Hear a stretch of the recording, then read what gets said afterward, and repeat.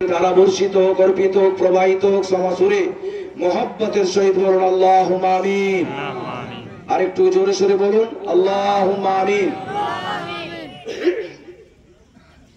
বেরাদারান ইসলাম,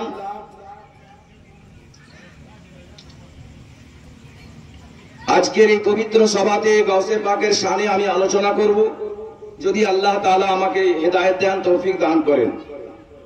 আমার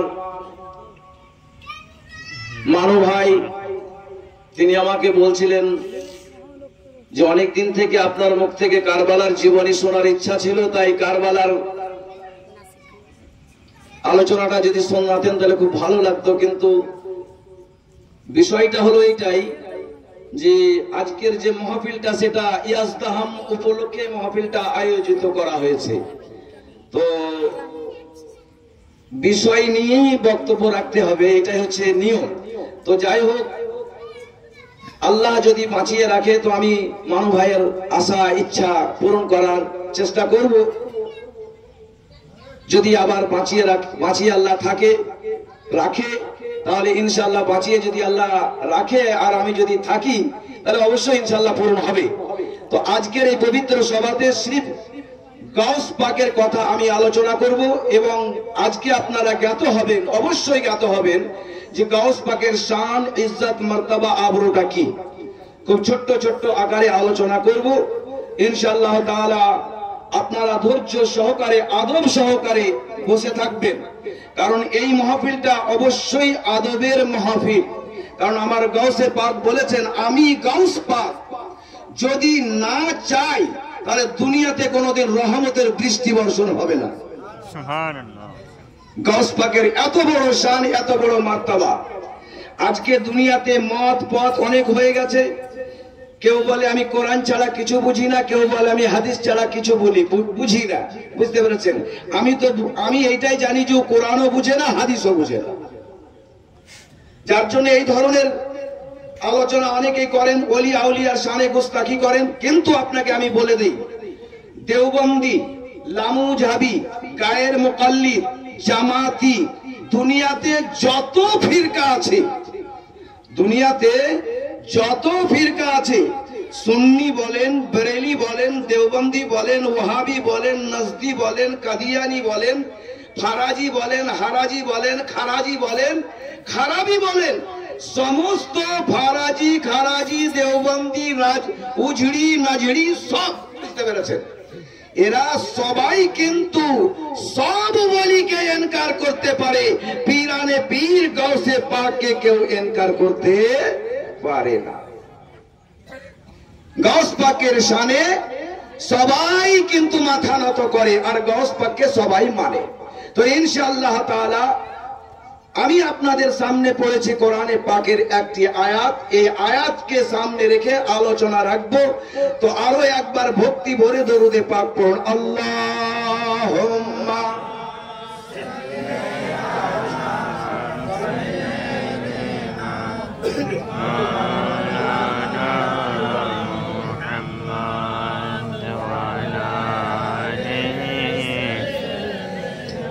আওয়াজ করে দিছে মুহাম্মদ ওয়া আলা আলিহি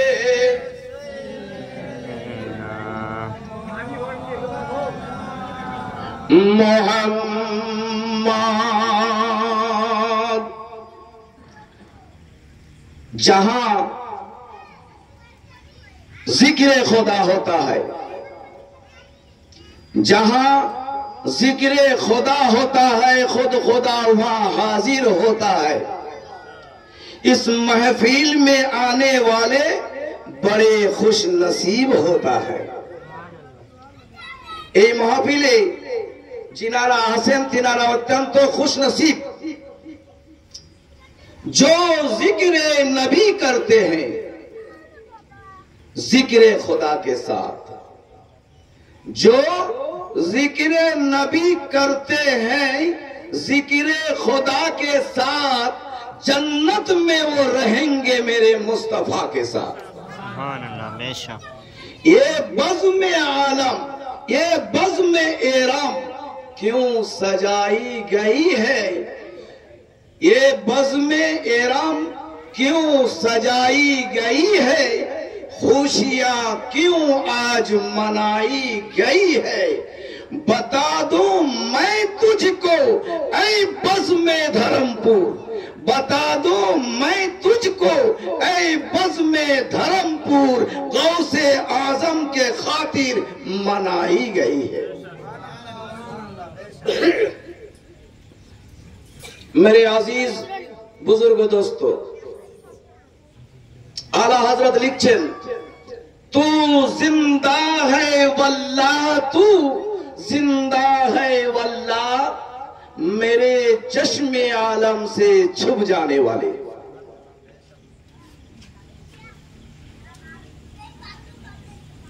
একজন আল্লাহর ওলি, जिनार नाम हलो वासिफ आली, तिनार मुरीद बोलছেন হুজুর দরুদ কি করে পড়বো। তো উনি বলছেন,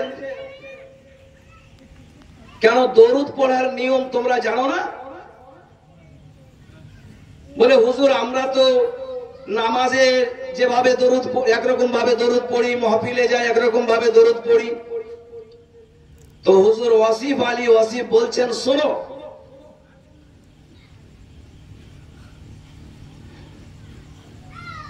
দরুদ এমন ভাবে পড়ো যেমন তুমি নামাজ পড়ো। কথাগুলো কিন্তু খুব ধ্যান রাখবেন। দরুদ এমন ভাবে পড়ো যেমন তুমি নামাজ পড়ো। মানে নামাজ যেমন পড়ো যে আমি খোদাকে দেখছি, খোদা আমাকে দেখছে। তো নবীর ওপরে যখন দরুদ পড়বে তো এইভাবেই পড়ো যে নবী তোমাকে দেখছে, তুমি নবীকে দেখছো। এই রকম আদব সহকারে আপনাকে দরুদ পড়তে হবে। আর ওই রকম আদবে যদি আপনি দরুদ পড়তে পারেন তাহলে আপনার দরুদটা অবশ্যই আল্লাহর বারগাতে কবুল হবে। তারপরে হুজুর ওয়াসিফ আলী ওয়াসিফ বলছেন, বাবা শোনো, দরুদ পড়ার কিন্তু আরেকটা শর্ত আছে। একটা শর্ত আছে। বলে কি হুজুর? বলে দরুদ যিনি পড়বেন আর যার উপরে পড়া যাবে দুজনেরই জামানা, মানে দুজনেরই সময় এক হতে হবে। কথাটা কিন্তু একটুকু এবার আটকে খাটকে লাগলো। মানে দরুদ আপনি পড়ছেন কার উপরে? নবীর উপরে। আর পড়নেওয়ালা কে? আপনি আমি। তাহলে বলছেন দুজনেরই সময় এক হতে হবে। আচ্ছা বলেন তো, গান্ধীজির সময় আর আপনার সময় কি একই? হ্যাঁ করো। টাকাতে যে গান্ধীকে দেখতে পাচ্ছেন, তো ও কি এখন আপনার কাছে আছে? নাই। তো ওয়াসিফ আলী ওয়াসিফ তিনি বলছেন, হুজুর তাহলে দুইজনের সময় যদি এক হতে হয় তাহলে আমাদের দরুদ না পড়াই ভালো। আমরা নবীর উপরে দরুদ পড়ি, নবী তো আমাদের জামানায় নাই, নবী তো এখন আমার সামনে নাই, তাহলে দরুদটা পড়বো কার উপরে? তো হুজুর ওয়াসিফ আলী ওয়াসিফ তিনি বলছেন, বাবা শোনো, তুমি নবীর জামানায় নাই কিন্তু নবী তোমার জামানায় রয়েছে। সুবহানাল্লাহ। তুমি নবীর জামানায় নাই কিন্তু নবী তোমার জামানায় রয়েছে। অতএব তুমি যখন পড়বে নবীকে হাজির ও নাজির করে দরুদ পড়ো। এটা হলো দরুদ পড়ার নিয়ম। তো আপনারা দরুদ শরীফ পড়ুন, একটু মহব্বতের সহিত পড়ুন। বলুন আল্লাহুম্মা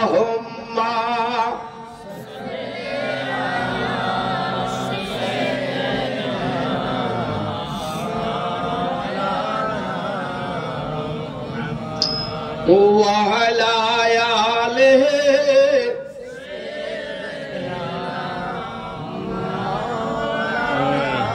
খোদার নূরে তৈরি গয়ামার মোহাম্মদ রাসূল রাসূল সকলে পড়ুন খোদার নূরে তৈরি আমার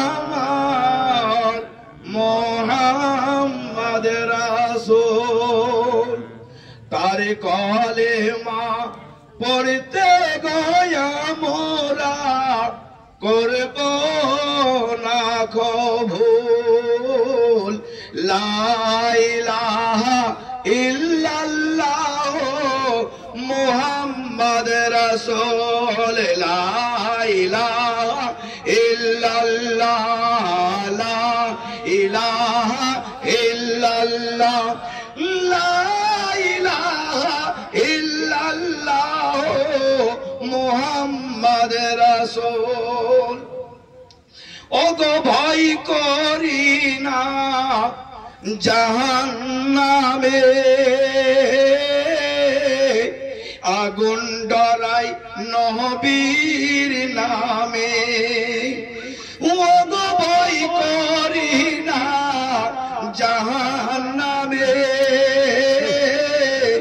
আগুন ডরাই নবীর নামে ওগো তাই রব না নিরাধামে ওগো তাই রব না নিরাধামে আগুন হবে ভুল খোদার নূরে তৈরি গয়া আমার মুহাম্মদ রাসূল লা ইলাহা ইল্লাল্লাহ লা ইলাহা ইল্লাল্লাহ লা ইলাহা ইল্লাল্লাহ মুহাম্মদ রাসূল আল্লাহুম্মা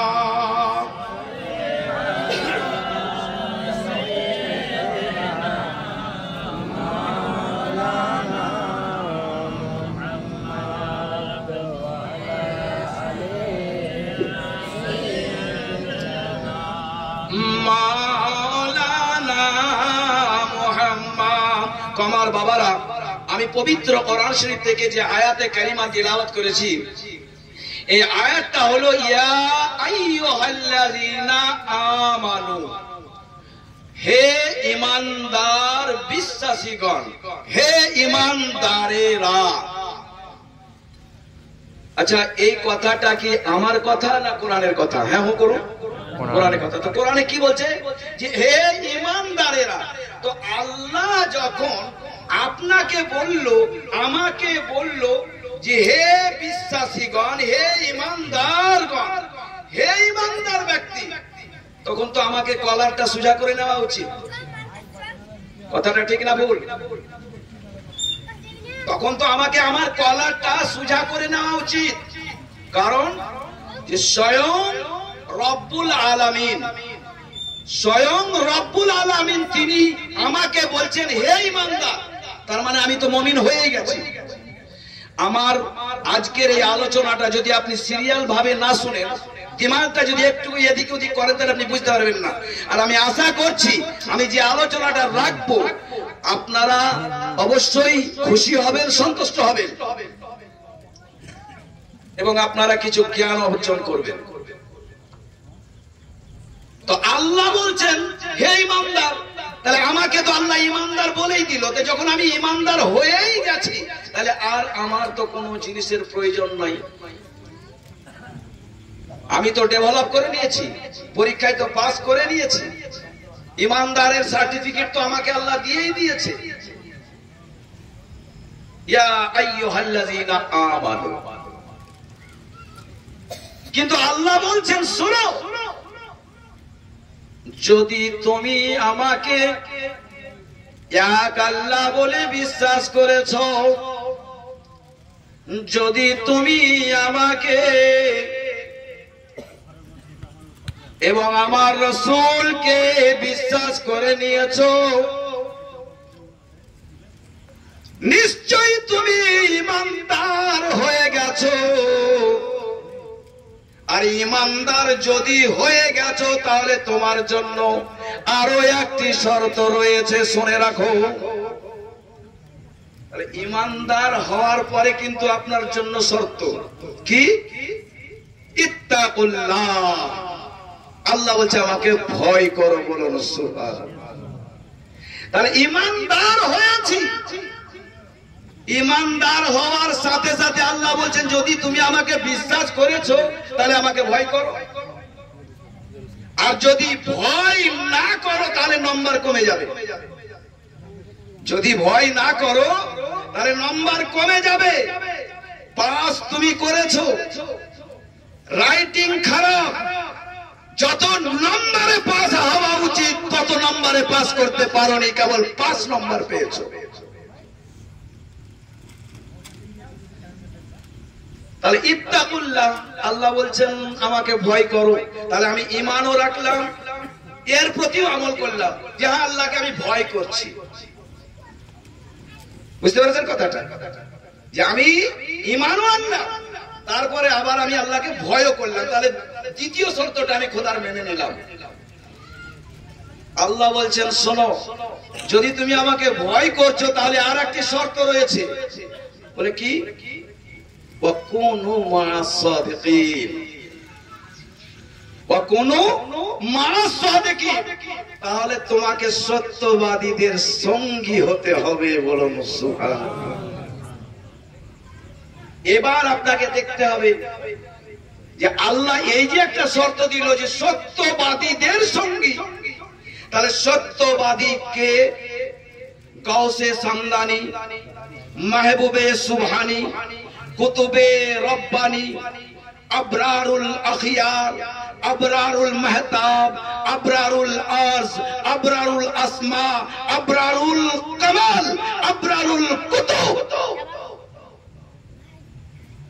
जिनके জামানার গাউস বলা হয়েছে, जिनके জামানার কুতুব বলা হয়েছে, যে গাউসে আজম দুনিয়ার বুকে মায়ের পেট থেকে যখন জন্মগ্রহণ করলেন, আল্লাহ পাক রাসূলুল্লাহর কদম মুবারক উনার জাঙ্গের মধ্যে, জাঙ্গের ভিতরে অঙ্কন করে দুনিয়ার বুকে প্রেরণ করলেন।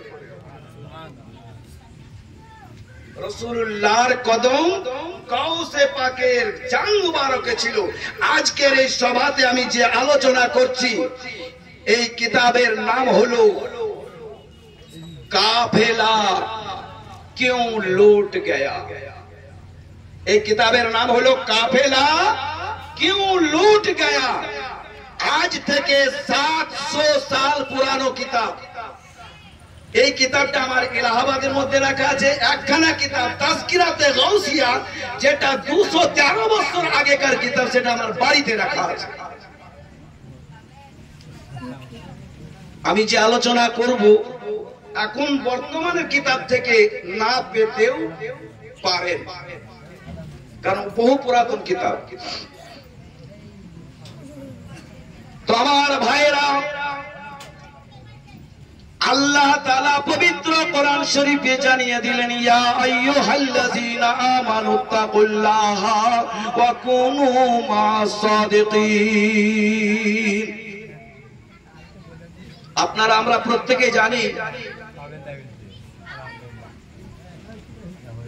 ওলামার মুখ থেকে শুনেছেন যে হুজুর গাউসে পাক দুনিয়াতে আসেননি। গাউসে পাক দুনিয়াতে আসেননি, কিন্তু ওনার আসার আগে দুনিয়াতে ধুম মেচে গেছিল, ধুম মেচে গেছিল। অনেক কারামতের কথা আপনারা শুনে আছেন। আমি আগে দু একটি কথা বলা করে আপনার সামনে এখন আলোচনা করছি, তারপরে আমি আমার মেন গন্তব্য স্থানে আসছি ইনশাআল্লাহ তাআলা, আপনাদেরকে আমি শোনাচ্ছি।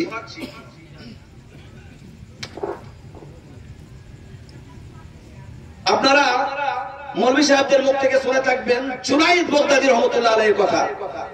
নাম শুনেছেন না শুনেননি? হুজুর গাউস পাক থেকে 250 থেকে 3 বছর আগে হুজুর জুনাইদ বাগদাদী দুনিয়ার বুকে এসেছিলেন। তো হুজুর জুনাইদ বাগদাদী রহমতুল্লাহ আলাইহি তিনি একদিন স্বপ্নের মাধ্যমে দেখছেন আল্লাহর সঙ্গে তিনার দিদার হচ্ছে। উনি ওনার বাড়ির ছাদের উপরে তাকিয়ে দেখছেন যে একটা ঝান্ডা টাঙা আছে, লিসান লাগা আছে, পতাকা টাঙা আছে। তো হযরতে জুনাইদ বাগদাদী রহমাতুল্লাহ আলাইকে আল্লাহ বলছেন, জুনাইদ তুমি একবার উপরের দিকে তাকাও। তো দেখছেন একটা পতাকা। বলে জুনাইদ আরেকটুকু তাকাও। তো দেখছেন আরেকটা পতাকা। বলে জুনাইদ ঠিকভাবে দেখো। তো আরেকটা পতাকা।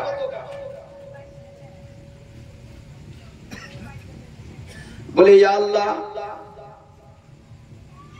একটা পতাকা আমি দেখতে পাচ্ছি, ওটাতে তো লেখা আছে আমার নাম। তো দ্বিতীয় আর একটা পতাকা, সেটাতে লেখা আছে সাইয়্যিদনা আব্দুল কাদের জিলানী। তো ইনি কে? আরেকটা পতাকা, ওটাতে তো আমি দেখতে পাচ্ছি যে আমার দো জাহানের বাদশা তাজদারে মদিনা জনাবে মুহাম্মদুর রাসূলুল্লাহ সাল্লাল্লাহু আলাইহি ওয়াসাল্লাম, তিনার নাম লেখা আছে। কিন্তু এই মধ্যখানে যে পতাকাটা আছে, এই পতাকাটা এ আব্দুল কাদের মহিউদ্দিন, ইনি কে? তো আল্লাহ বলছেন, জুনাইদ তুমি দেখতে পাচ্ছ যিনার নাম আব্দুল কাদের, তুমি জুনাইদ আল্লাহর ওলি, তুমি আমাকে ভালোবাসো। কথাটা ধ্যান দেবেন, তুমি আমাকে ভালোবাসো, কিন্তু যিনি আব্দুল কাদের তাকে আমি ভালোবাসি। যিনি আব্দুল কাদের তিনাকে আমি ভালোবাসি। হে জুনাইদ বাগদাদী, তুমি আল্লাহর ওলি, কিন্তু হযরতে আব্দুল কাদের সমস্ত ওলিদের ওলি। হুজুর গাউসে আজম আর একটা কথা শুনেন। ওনার মায়ের কাছে বসে আছেন, ওনার বয়স তখন 4 বছর। ওনার জননী মা। তো ওনার মাকে বলছেন, আম্মা। বলে জি বেটা।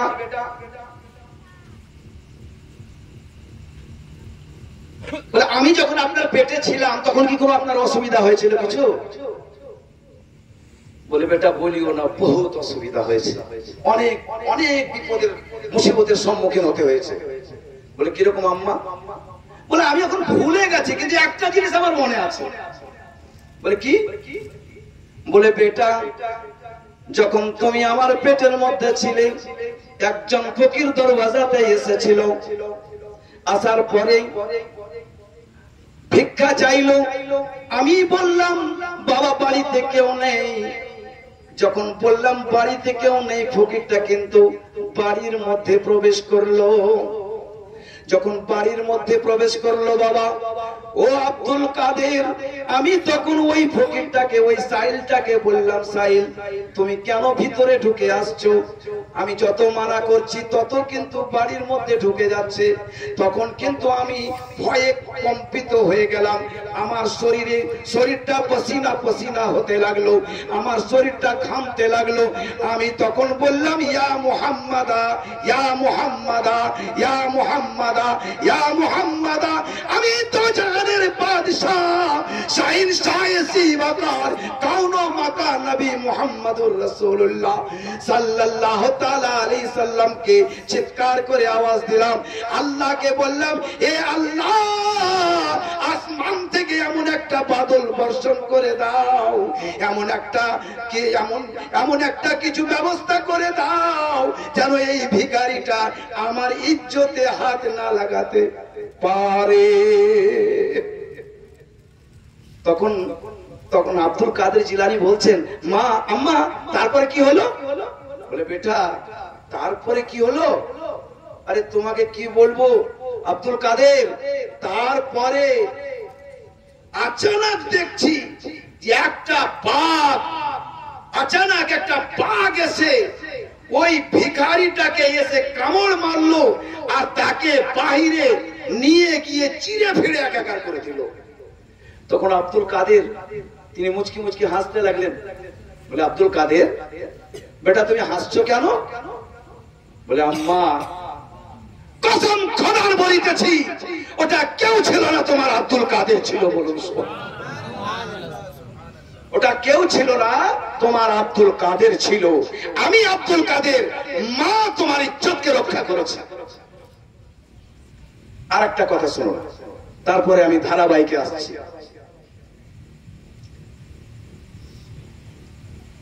বলে বেটা আব্দুল কাদের তুমি ছিলে? বলে হ্যাঁ মা আমি ছিলাম। হুজুর কাউসে পাক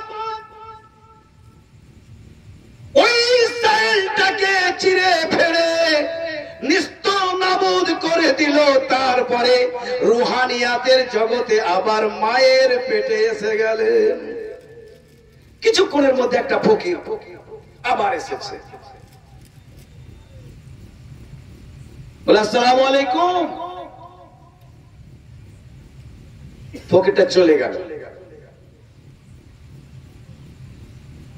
ফকিরটা চলে গেল। ওই 4 বছর বয়সে ওই ঘটনাটা শোনাচ্ছেন ওনার মা জননী। বলছেন বেটা আব্দুল কাদের গো, ওই সময় আমি কেবল আমার মুহাম্মাদের আর আমার খোদার সাহারা নিয়েছিলাম। আমার আল্লাহ ইজ্জতের মালিক, তাই শের কোথা থেকে এসে তোমার মায়ের ইজ্জত রক্ষা করে নিয়েছিল। এই কথাটা বলছেন। আর তখন উনার বয়স 4 বছর। এমন অবস্থায় ফকির উনার দরওয়াজার পায়ে বলছে শেখ আসসালামু আলাইকুম। তখন গাউস পাক বলছেন ওয়ালাইকুম সালাম, ওয়ালাইকুম সালাম। দুবার জবাব দিলেন। তো বলছে শেখ সালাম তো আমি একবার করলাম, বয়স 4 বছর। বলুন সুবহানাল্লাহ, জোরে সোরে বলুন। ঘুম আসে না তো? বয়স 4 বছর। বলছে ওয়ালাইকুম সালাম, ওয়ালাইকুম সালাম। বলছে শেখ ব্যাপারটা কি? আমি তো তোমাকে একবার সালাম করলাম আর তুমি 2 বার সালামের জবাব দিচ্ছ। তখন আমার গাউস পাক জবাব কি দিচ্ছেন দেখুন। গাউস পাক বলছেন শোনো ফকির, আজ থেকে 4 বছর আগে এই রাস্তা দিয়ে তুমি গেছিলে, আমি ছিলাম মায়ের পেটে, তুমি সালাম দিয়েছিলে বাবা, আমার মা শুনতে পাননি।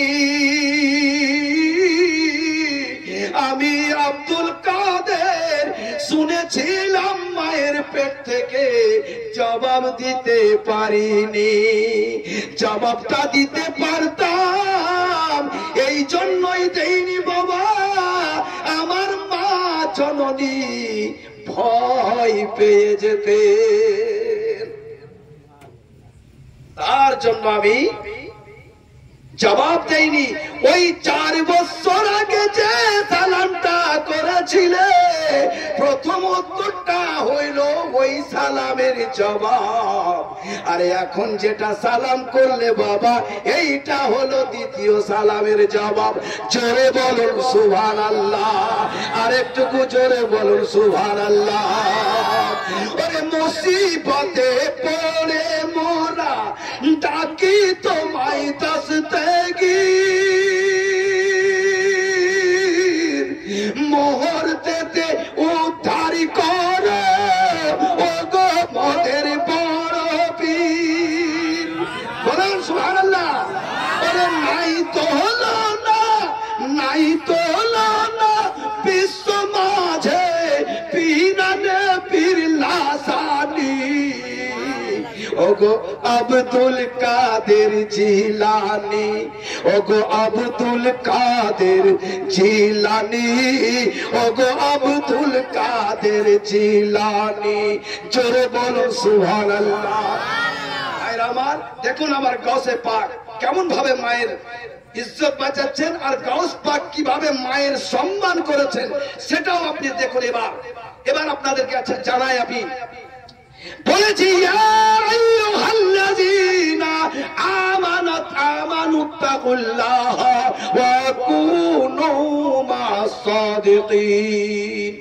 আচ্ছা বলেন তো গাউস পাকের বাড়ি কোথায়, ওনার জন্মস্থান কোথায় বলুন? জানা আছে কি আপনাদের? হ্যাঁ না করুন, বলুন। গাউস পাক পাকের জন্মস্থানটা কোথায়, বড় পীরের জন্মটা কোথায়? আরে বাবা বলুন না, হ্যাঁ না করুন, জানা নাই? আস্তাগফিরুল্লাহ। দেখুন মাওলানা সাহেবরা 1000 বার বলেছেন, আপনারা মনে রাখেন না।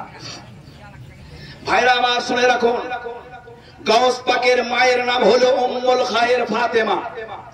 গাউস পাকের মায়ের নাম উম্মুল খায়ের ফাতেমা। গাউস পাকের বাপের নাম আবু সালেহ মুসা জঙ্গি দোস্ত। গাউস পাকের দাদার নাম আব্দুল্লাহ সৌনি। গাউস পাকের পীরের নাম আবু সাইদ মখজুমি রাদিয়াল্লাহু তাআলা। ভাইরা আমার, গাউস পাকের যেখানে জন্ম হয়েছে সেই শহরটাকে বলা হয় জিলান শহর। কি বললাম মনে থাকবে? বলুন, গাউস পাকের যেখানে জন্ম হয়েছে সেই শহরটাকে জিলান শহর বলা হয়। বলুন কোথায়? জিলান শহর। জিলান শহরটা কোথায় আছে? ইরানে। ইরানের একটা শহরের নাম জিলান শহর। ইরান শহরটা অত্যন্ত মুবারক শহর, বুঝতে পেরেছেন? জিলান শহরটা অত্যন্ত মুবারক শহর। ইরান শহরটা অত্যন্ত মুবারক শহর। ইরান দেশে একটা শহর রয়েছে, যে শহরটার নাম হলো জিলান।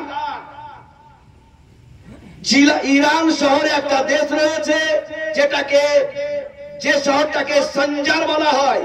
কি বললাম? সঞ্জার। ইরান শহরে ইরান দেশে একটা শহর রয়েছে, যে শহরটাকে বলা হয় সঞ্জার। সেই সঞ্জারে জন্মগ্রহণ করেছেন ভারতবর্ষের রাজা ও খাজা। ভারতবর্ষের রাজা ও খাজা হযরতে খাজা মুঈনুদ্দিন চিশতি আজমিরি সরহিন্দি রহমতুল্লাহ আলাই। বলুন সুবহানাল্লাহ। তাহলে গাউস পাকের ইরান দেশে জন্ম, খাজা পাকেরও ইরান দেশে জন্ম। এবার আসুন, ইরান শহরে আর একটা শহর রয়েছে, যে শহরটার নাম হলো আসফাহান। হযরতে বাহাউদ্দিন আসফাহান রাদিয়াল্লাহু তাআলা সুফিয়ায়ে কারাম বলেছেন, যদি ভারতবর্ষের বুকে খাজা মুঈনুদ্দিন চিশতি আজমিরি না আসতেন, তাহলে বাহাউদ্দিন আসফাহানি রহমতুল্লাহ আলাই ভারতের খাজা ও রাজা হতেন। বলুন সুবহানাল্লাহ। ভাইরা আমার, ওই ইরান দেশে রাজধানী হলো তেহরান। কি বললাম কথাটা? ইরান দেশের রাজধানী হলো তেহরান।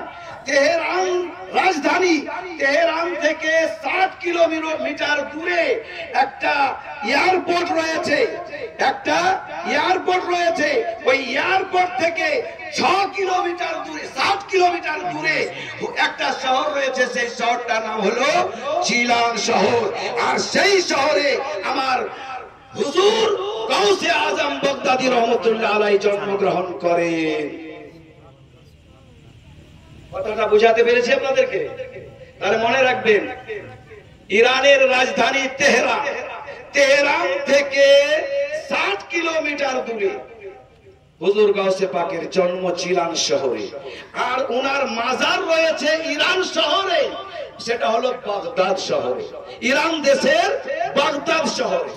তাহলে মনে থাকবে, বাগদাদ শহর ইরান শহরেই আছে, কিন্তু জিলান থেকে বাগদাদ কয়েকশো কিলোমিটার, কমসে কম 480 কিলোমিটারের ডিফারেন্স। বুঝতে পেরেছেন? কোন কিতাবে লেখা আছে 400 কিলোমিটার। যাই হোক, 400 কিলোমিটার হলেও তো অনেক রাস্তা নাকি? অনেক রাস্তা। এবার আসো, হুজুর গাউসে পাক রাদিয়াল্লাহু তাআলা জন্মগ্রহণ করলেন দুনিয়ার বুকে। আপনারা এগুলো শুনেছেন, 18 পারা কোরআনের হাফেজ হয়ে কিভাবে পয়লা রমজানে যখন ওনার জন্ম হয় উনি রোজা রেখেছিলেন, এগুলো শুনেছেন, আপনাদের শোনা আছে। তো যেগুলো আপনাদের শোনা নাই সেগুলো আমি শোনাই, তবে তো মজা লাগবে।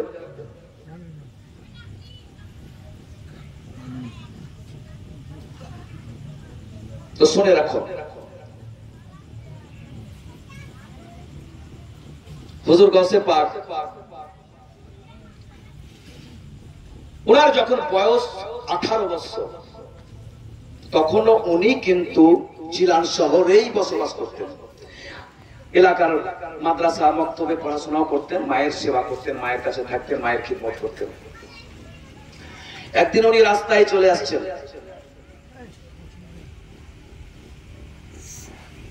তো একজন সাহেব দরবেশ ওনাকে বলছেন, হে আব্দুল কাদের, কোথায় যাচ্ছ? বলে ঘর যাচ্ছি। ও আচ্ছা, তুমি আমাকে একটা কথা বলো তো। ওই ভিখারিটা, সাহেবটা বলছে, দরবেশটা বলছেন যে হে আব্দুল কাদের, তুমি আমাকে একটা কথা বলো। বলে জি হুজুর বলেন। বলে तुम आशिक बनोगे कि महबूब बनोगे? বলুন সুবহানাল্লাহ। এখান থেকে আমার ওয়াজের মওজু এবার শুরু হচ্ছে, বুঝতে পারছেন? आशिक बनोगे कि महबूब बनोगे, মানে তুমি আশিক হবা না মাহবুব হবা? তো হুজুর আব্দুল কাদের জিলানী রাদিয়াল্লাহু তাআলা তিনি খামোশ। উনি বলছেন, আমি কথাটা কিন্তু বলতে পারবো না যে আশিক কাকে বলে আর মেহবুব কাকে বলে। তো তাহলে কে বলতে পারবে? বলে এটা আমার জননী মা বলতে পারবে, আর আমার মা যেটা বলে দিবেন আমি সেইটাই করি।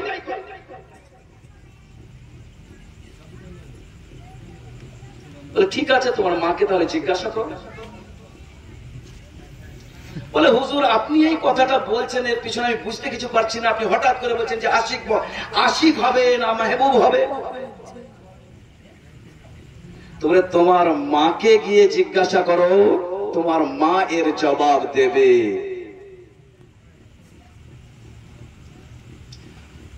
মা কেমন জিনিস দেখো।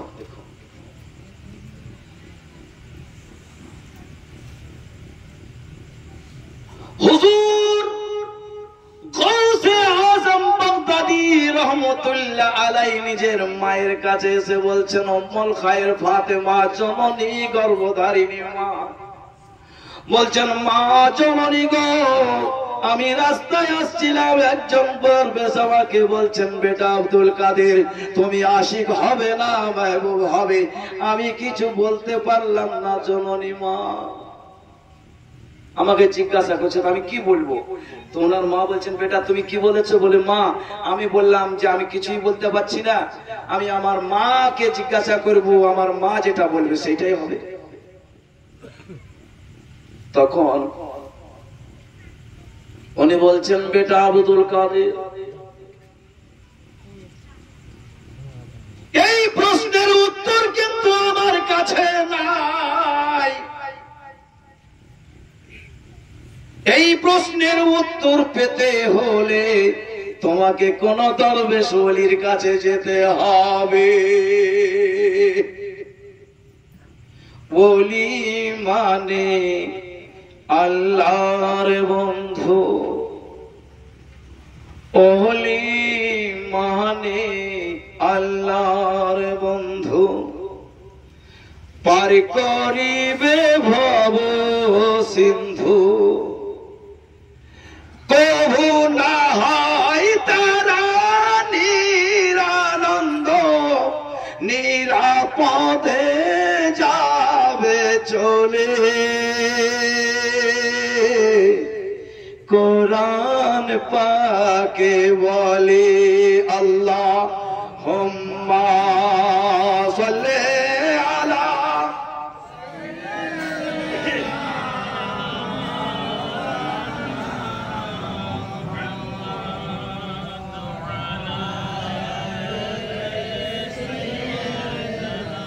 জোরে সোরে পড়ুন, মহব্বতের সহিত পড়ুন। ওয়ালা আলি সাইয়্যিদানা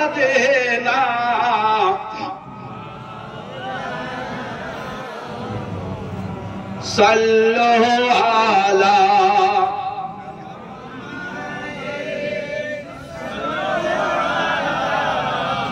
মুহাম্মদ,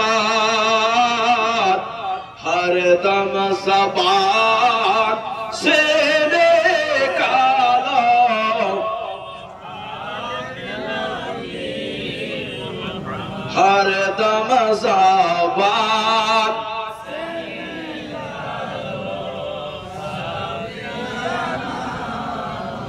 যখন তোমার জন্ম হয়, যখন তোমার জন্ম হয়, ছিল রমজানের সময়,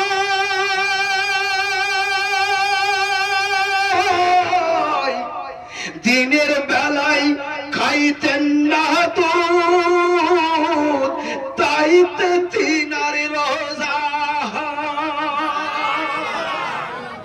ও আব্দুল কাদের, বয়স 18, মাকে বলছেন মা, সাইল বলছে এই কথা, মা বলছেন বেটা এর জবাব আমার কাছে নাই।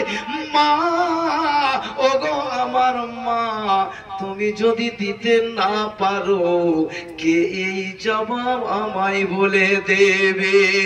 বলে বেটা আব্দুল কাদের এখান থেকে 30 কিলোমিটার দূরে একটা জায়গা রয়েছে, জঙ্গল রয়েছে বাবা, সেখানে আশেপাশে কিছু ঘর রয়েছে, ওই জঙ্গলের কাছে যাও, ওখানে একজন আল্লাহওয়ালা মানুষ আছে,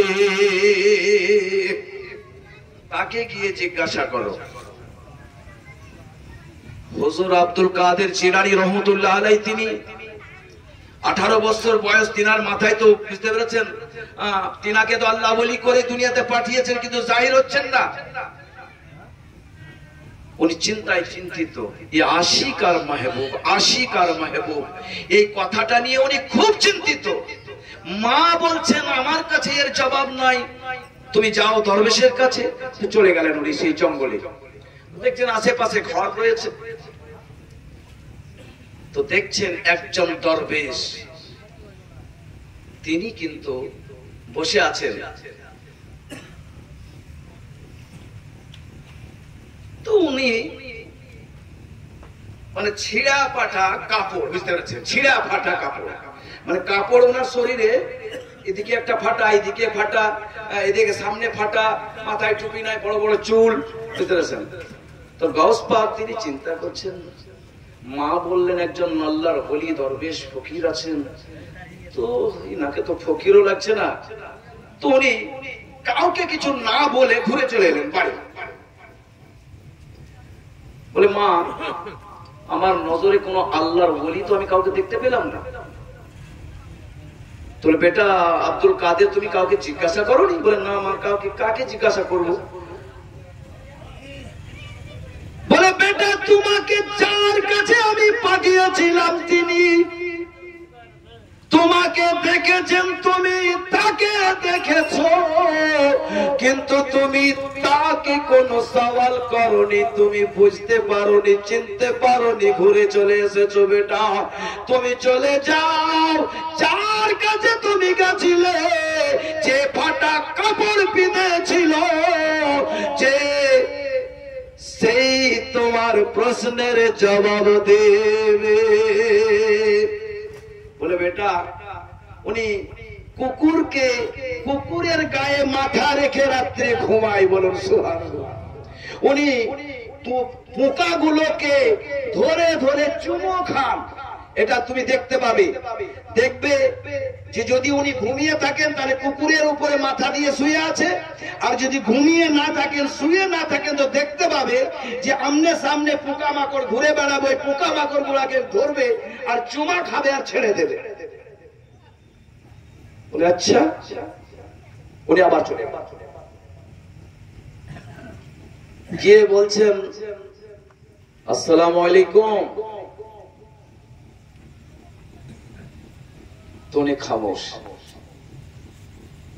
ওই পোকা গুলাকে ধরছে না, চুমা খাচ্ছে, ছেড়ে দিচ্ছে। হুজুর গাউস পাক বলছেন আসসালামু আলাইকুম। বলছে ওয়ালাইকুম আসসালাম, আব্দুল কাদের? বলুন সুবহানাল্লাহ। উনি বলছেন আব্দুল কাদের, আমার কথাগুলো কি আপনারা বুঝতে পারছেন? খুব ভিতরের কথা কিন্তু বলছে, রুহানিয়াতের কথা। এবার যদি বলেন দেখান, ইনশাআল্লাহ দেখাবো। 1 ঘন্টা টাইম লাগবে না, কিতাব নিয়ে আসবো, দেখাবো, বুঝলেন? বড় কিতাব যার জন্য আমি সাথে নিয়ে আসি, খুব মূল্যবান কথা আপনার সামনে আমি শোনাচ্ছি। বলে আব্দুল কাদের, উনি তাজ্জব হয়ে গেল, বলে আমার নামে কি করে জানি? বলে বেটা আব্দুল কাদের, কেন এসছো? বলে আমাকে মা আপনার কাছে পাঠিয়েছে। বলে কেন? বলে একটা প্রশ্নের জবাব নেওয়ার জন্য। বলে বলো। বলেন হুজুর আমি আশিক বানবো না মেহবুব বানবো? বলুন জোরে একটু মহব্বতের সাথে বলুন। বলছেন আমি আশিক বানবো না মেহবুব বানবো? তরিকতের লোক যদি থাকতো, বুঝতে পেরেছেন, এখন লাফিয়ে লাফিয়ে উঠতো। যদি আমার উড়াহারি ভাইরা থাকতেন, খুব আশিকি বাজ আপনাদের শোনাচ্ছে, বুঝলেন, আমার হৃদয়টা কাঁপছে আর আমি আপনার সামনে কথা বলছি। যার জন্য আমি আগে বলেছিলাম তো আদবের মাহফিল। গাছ কাকে বলা হয়? যদি কেউ পাতা কিনা লোক থেকে থাকো সেও শুনো। গাছ কাকে বলা হয়, পীর কাকে বলা হয়, অলি কাকে বলা হয়? আমার মৌলানা রফিকুল সাহেব বলছেন হুজুর পাগড়ি বাঁধেন কেন? বুঝলেন? আমি বললাম ওনাকে, দেখো আমরা ছোট মোটো মোল বক্তা, অত পাগড়ি মাগড়ি বাঁধবো না, চিনহা ব্রাহ্মণকে পয়তা লাগবে না, চলো ধরমপুরে 20 বছর কাটিয়ে গেছে, অসুবিধা কিছু নাই। বাচ্চা বাচ্চা ধরমপুরের চিনে, আর ধরমপুরের হাল আমি জানি, আমার হাল ধরমপুরের লোক জানে। তো কথাটা লক্ষ্য করুন, কুব্বা কুব্বা চুব্বা। আব্দুল কাদের বলছেন, বেটা আব্দুল কাদের, তুমি বলো যে মেহবুব বানবে না আশিক বানবে? বলে হুজুর গো, এই কথার জবাব যদি আমি জানতাম তাহলে আপনার কাছে কেন আমি আসতাম? হুজুর আমি আমার মাকে জিজ্ঞাসা করিলাম, মা কিন্তু আবার বললেন আপনার কথা আমার কাছে এর জবাব নাই, এর জবাব নিতে গেলে আল্লাহর ওলি অমুক বাগানে রয়েছে।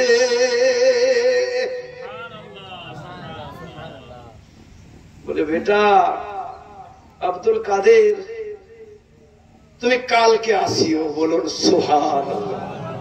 আরেকটু জোরে। মায়েরা বোনেরা যারা দূরবর্তী আছেন তারা প্রত্যেকেই শুনুন আমাদের কথাগুলো। বলছেন বেটা আব্দুল কাদের তুমি কালকে এসো। ওরে আশিক ছাড়া মাসুক মিলে না, গোলাবিয়ানা মন যেতে চাই সোনার মদিনা। আমার বাবা জীবন পড়ছিলেন না কত সুন্দর সুন্দর গজল, কিন্তু এই গজলগুলোর তারতম্যটা বুঝতে হবে ভাই। আমরা বলি না, পড়ছি না শায়রে, ও গো মদিনার ওই মাটি পেলে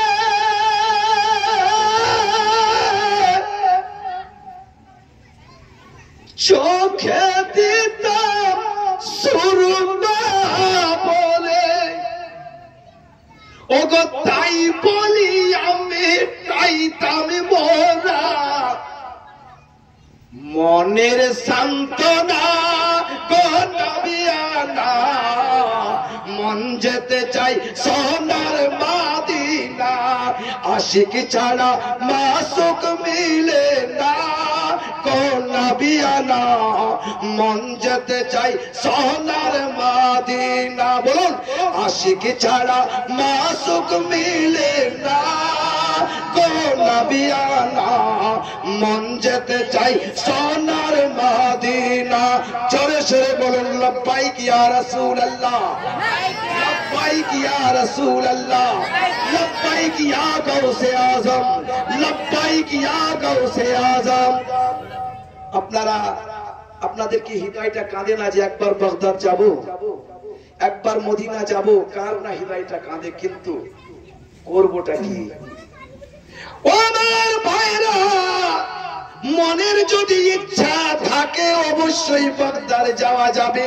আমরা বাংলা কথায় বলি আল্লাহ টানলে ঠিক যাওয়া হবে, বলে না, আল্লাহ টানলে যাওয়া হবে। নবী যদি যেদিন টাইমবে সেদিন নবী আমাদেরকে নিয়ে যাবে। আরে যাতা তুমি নবীর খাস উম্মত, হ্যাঁ, যে তোমাকে নবী ডাকবে এসো তুমি আমার মদিনায়। হ্যাঁ, 4 তলা বিল্ডিং করলাম, হ্যাঁ, 20 লাখ টাকা খরচা হলো, 15 লাখ টাকা খরচা হলো, 10 লাখ টাকা খরচা হলো, আর বগদাদ যেতে 1.5 লাখ টাকা খরচা হবে, 1 লাখ টাকা খরচা হবে। সেদিন আমি বলছি যেদিন ডাকবে হুজুর সেদিন যাবো, যেদিন নবী ডাকবে সেদিন আমি যাবো। আরে তুমি তো নিয়তই করোনি রে ভাই, তো তোমাকে ডাকবে কোথা থেকে? তুমি নিয়তটা তো আগে করো, কাঁদো খোদার কাছে যে হে আল্লাহ আমাকে মদিনার মাটি দেখাও। শায়ের কার জন্য বলেছে? গরিবের জন্য, যার অর্থ নাই, অসহায়, যেতে পারছে না টাকার জন্য, মন তো পাখির মতো উড়াতাড়া করছে, কিন্তু আমি যেতে পারছি না, তার জন্য বলে ও গো কাফেলাতে কে যাও তোমরা, ও গো কে পেয়ে যাও তোরি, এই গরিবের সালাম দিও আমায় কৃপা করি। নিয়ত বাঁধুন, বাগদাদ যাব, মদিনায় যাব, কারবালায় যাব। ভাইরা আমার, হুজুর আব্দুল কাদের তিনি মায়ুস হয়ে ঘুরে চলে এলেন, ওলির জবান থেকে বার হয়ে গেল, বেটা আব্দুল কাদের তুমি এই সওয়ালের জবাব, এই প্রশ্নের জবাবটা বেটা আজ পাবে না, তুমি কালকে আসিও, আমি তোমাকে অবশ্যই এই প্রশ্নের উত্তর জানিয়ে দেব।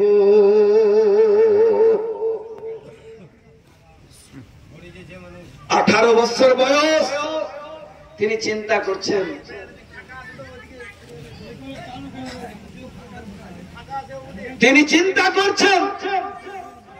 ভাই একটুকু একদম একদম সাইলেন্ট হন। এখন যে যে অবস্থায় আছেন সে অবস্থায় থাকেন, বুঝতে পেরেছেন? তিনি চিন্তা করছেন ব্যাপারটা কি, আমি এত দূর কষ্ট করে গেলাম, আর আমার একটা ছোট্ট দুটো কথার উত্তর উনি দিলেন না, বলছেন কালকে আসিও। এর ভিতরে কি এমন ভেদ আছে রে বাবা, যে আমার মাও দিলেন না জবাব, ওনার কাছে গেলাম তো উনিও আবার ঘুরিয়ে দিলেন। উনি হুজুর পীরানে পীর, महबूबे सुबहानी, कुतुबे रब्बानी, कुतुबुल अक्ताब, कुतुबुल मेहताब, गाउसे समदानी, তিনি পুরো রাত বেচাইন ওই প্রশ্নের জবাব উনি দিলেন না, তার জন্য কখন সকাল হবে। মাকে এসে বললেন, মা উনি জবাব দিলেন না, উনি বলছেন কালকে আসিও। ঠিক আছে বেটা, কালকে যাবে। তো পেরেশান বাড়িতে, খুব চিন্তা করছে, খুবই চিন্তা করছে, কি করব, কি করব, কখন সকাল হবে। যেমন সকাল হয়েছে, বুঝতে পেরেছেন, যেমন সকাল হয়েছে, তিনি তিনার মায়ের কাছ থেকে ইজাজত নিলেন, বলে মা আমি যাচ্ছি, ওনাকে দরবেশের কাছে গিয়ে ওনার কাছ থেকে আমি প্রশ্নের জবাবটা নিয়ে আসি। হুজুর পীরানে পীর দস্তগীর মহিউদ্দিন আব্দুল কাদের জিলানী রাদিয়াল্লাহু তাআলা আনহু, তিনি বাবা চলে গেলেন দরবেশের কাছে, কিন্তু ওই দরবেশকে আর খুঁজে পাচ্ছেন না, উনি আর নাই, বুঝতে পারছেন? উনি আর ওখানে নাই। উনি বড় চিন্তিত,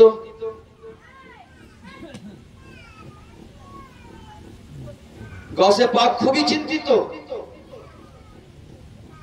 আশেপাশে লোক দেখতে পাচ্ছেন না।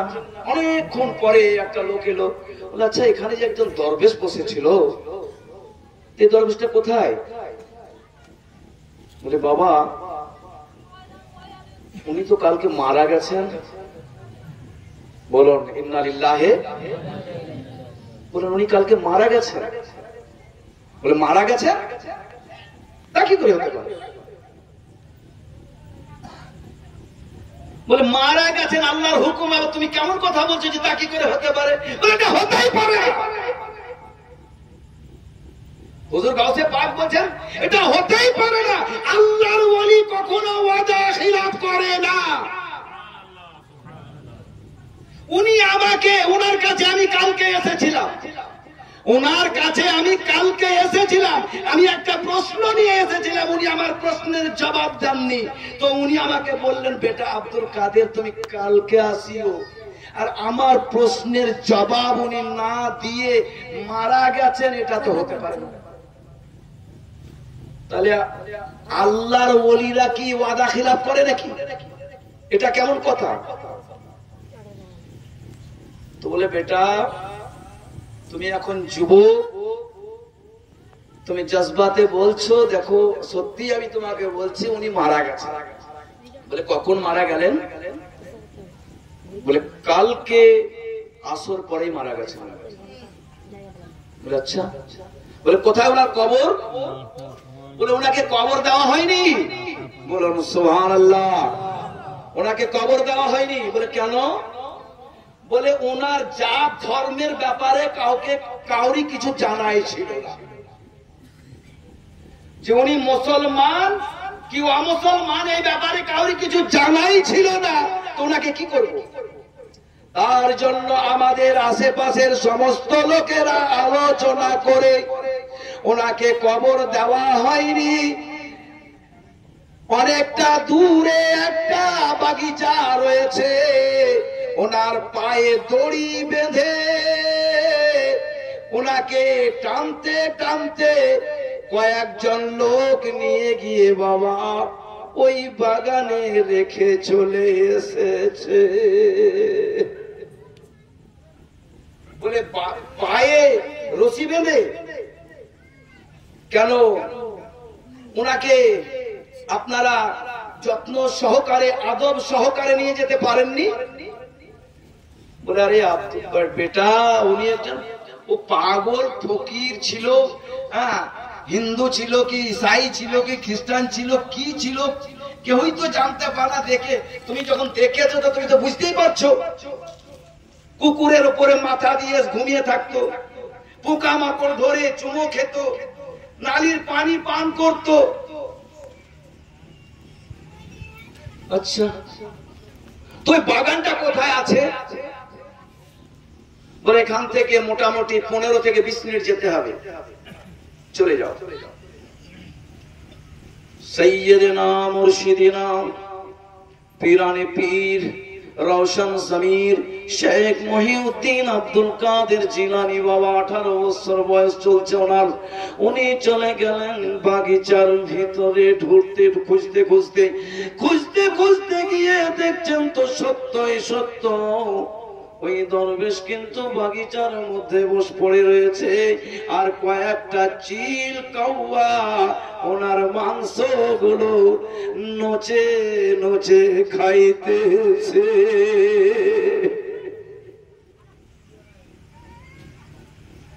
আশিক ছাড়া মাসুক মিলে না রে নবিয়ানা, মন যেতে চাই সোনার মদিনা। হুজুর গৌসে সমদানি কুতুবে রব্বানি বাবা ওনার শরীরে যখন দেখছে বড় বড় চিল কাউয়া অনেক জীব জানোয়ার এসে ওনার মাংস খাচ্ছে, গৌসে পাক আমার অঝর নয়নে কেঁদে যাচ্ছে। গৌসে পাক বলছেন, ও আল্লাহর ওলি, ও কুতুব, ও দরবেশ, তুমি কেন আমার সঙ্গে বেওয়াফাই করলে? বলুন সুবহানাল্লাহ। আরেকটুকু মহব্বতের সহিত বলুন। বলছেন, আপনি কেন আমার সঙ্গে ধোঁকাবাজি করলেন? আমি জানতাম আল্লাহর ওলিরা আমানতে খিয়ানত করে না, আল্লাহর ওলিরা কাউকে ধোঁকা দেয় না, আল্লাহর ওলিরা মিথ্যা কথা কখনো বলে না। আপনি আমাকে আসতে বললেন, আর আসতে বলে কেন মরে গেলেন? আপনি যদি মরেই যাবেন তাহলে তাহলে আমার প্রশ্নের জবাব কেন আমাকে দিলেন না? বলুন। ভালো লাগছে আপনাদের? মন ভরছে না বন্ধ? আমার ভাইয়েরা, ওই মাংসর টুকরো কে লক্ষ্য করে, ওই দরবেশকে লক্ষ্য করে আব্দুল কাদের মাহবুবে সুবহানী বলছেন, আমি জীবনেও জানতাম না আল্লাহর ওলিরা ধোঁকা দেয়। যেমনই অঝর নয়নে কাঁদছেন আর চিৎকার করে যখন উনি বলছেন, তখন ওই মাংসের টুকরো থেকে আওয়াজ দিচ্ছে, আব্দুল কাদের, ও আব্দুল কাদের, তোমার প্রশ্ন কি? আমার সামনে জবাব রাখো, আমার সামনে রাখো। আল্লাহর ওলিরা কখনো গাদ্দারি করে না, আল্লাহর ওলিরা কখনো কাউকে ধোঁকা দেয় না। যারা প্রকৃত আল্লাহর কুতুব, যারা প্রকৃত আল্লাহর ওলি, তারা কখনো কাউকে ধোঁকা দেয় না।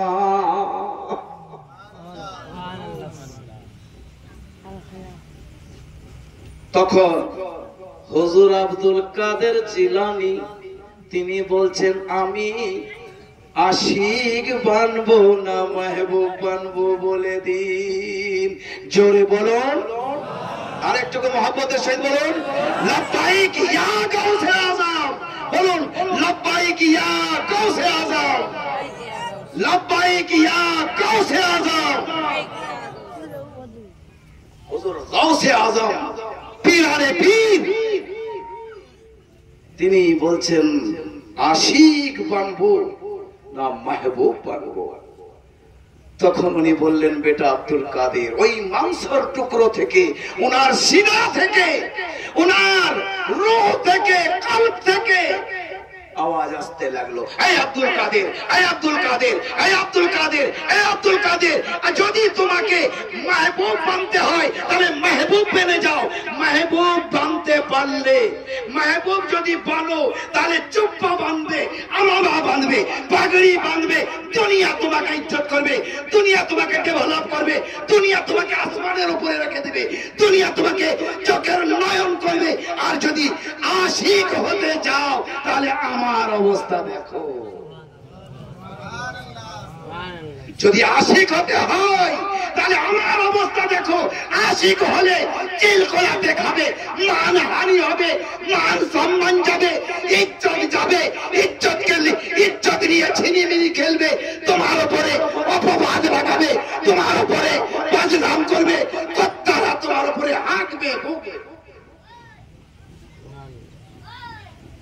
যদি তোমাকে আশিক হতে হয় তাহলে আমাকে দেখো। ডেভেলপ হতে চাও তাহলে মাহবুব হয়ে যাও। মাহবুব কাকে বলে জানেন?